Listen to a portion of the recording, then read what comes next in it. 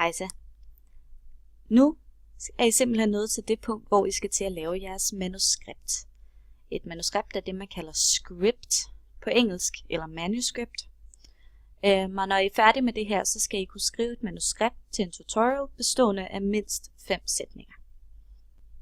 I skulle gerne være nået til det punkt nu, hvor I har fundet en masse billeder, som I vil bruge i jeres tutorial. Det har jeg også gjort her, kan man se. Jeg er i gang med at lave en tutorial omkring, hvordan man laver carrot cupcakes, som I vil kunne finde inde under inspirationsvideoerne. Det er en god idé, når I skriver jeres manuskript, og skrive det nede under noter hernede i bjælken under jeres slides. Fordi på den måde, så kan I indskrænke jeres videoramme til kun at være billedet, men samtidig kunne læse noterne, altså manuskriptet, samtidig med I optager det. Det er rigtig smart, så skal I hverken have papirer eller noget som helst, der forstyrrer. I kan læse det der, samtidig med I optager. Der er god hjælp at hente på hjemmesiden. Her der er vi inde under Make a Tutorial, step 3.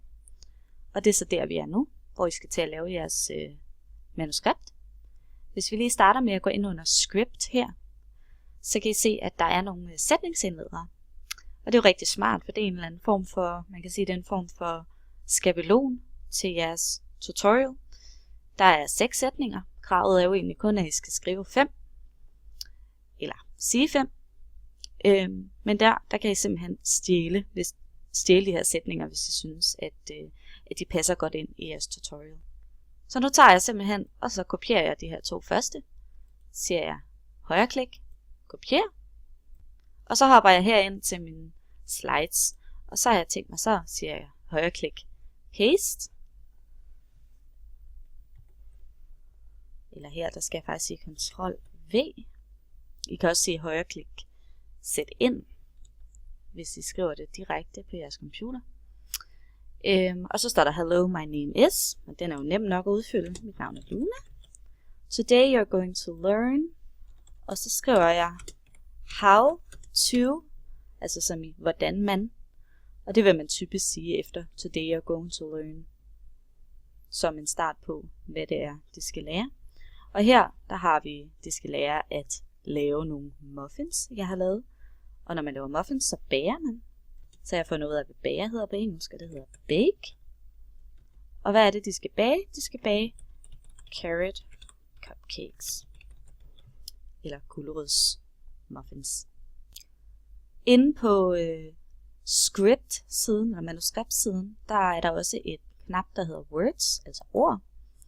Der kan I klikke ind på, og så kan I finde en masse forskellige eksempler på ord, man kan bruge. Der er nogle forskellige verber i forhold til hobbyer og sport, altså udsagnsord, ting man gør. Så er der spørgende stedord. Vi hedder how her, som vi brugte før. How to, hvordan man. Der ligger også nogle modalverber. Can, may, must, shall, will. Du skal gøre det og det og det. Du kan gøre det og det og det. Must, for eksempel. Du skal, you must remember to et eller andet. Så er der nogle bindeord. De er gode til at binde sætningerne sammen. But, and, still, or. For eksempel, you could do it like this, or this way, but I do it like this. Der er også nogle udsagnsord. Run, play, teach. Udsagnsord er rigtig, rigtig vigtige, når man laver en tutorial, fordi hvordan skal man ellers kunne forklare noget, man skal gøre. Men nu har jeg tænkt mig at klikke ind på ordbogen, som der er et link til lige her. Fordi jeg vil nemlig gerne vide, hvad et rivejern hedder. Jeg skal bruge et rivejern i min opskrift.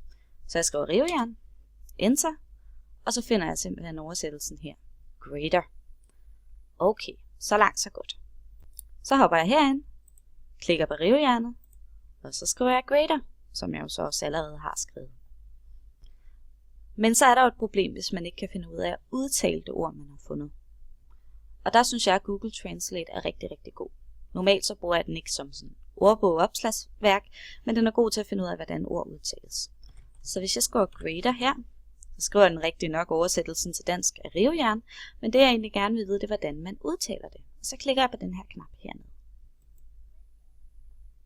Og så siger den, hvordan det skal udtales. Nu burde du egentlig være klar til at gå i gang med at lave dit eget manuskript. Som I kan se her, så har jeg rigtig mange slides, og der står alt sammen noget neden under dem. Mange af dem er kun enkelte ord, det er ikke hele sætninger. Og så vil jeg lige understrege, at det forventes overhovedet ikke af jer, at I laver sådan en lang tutorial. 5 sætninger, det er rigeligt. Og det vigtigste er, at I har det lidt sjovt med det. Så god fornøjelse.